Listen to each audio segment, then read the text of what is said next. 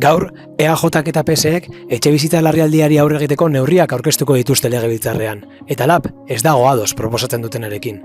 Gobernukideek onartzen dute larrialdi egoeran bizi garela, eta egiturazko neurriak eta premiazko neurriak behar ditugula. Proposatzen dutenarekin ordea, porrot egin duen ereduan sakonduko dugu.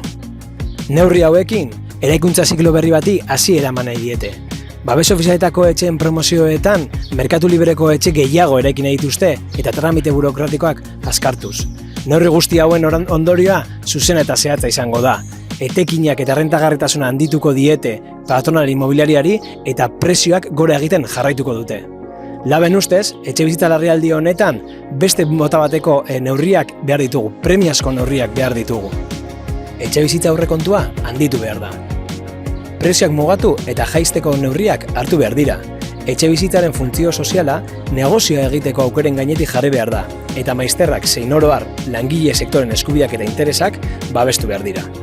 Etxebizitza politika publikoen erdigunean alokairu soziala kokatu behar da.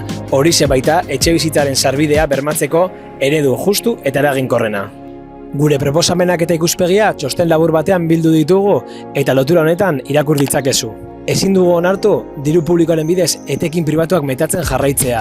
Eredua ezin da izan etxejabeen esku gelditzen diren prestazioak. Eredua ez da abalekin banketxei dirua ematea, ez da neurri berriekin promotore eta inmobiliarioen errentagarritasuna handitzea.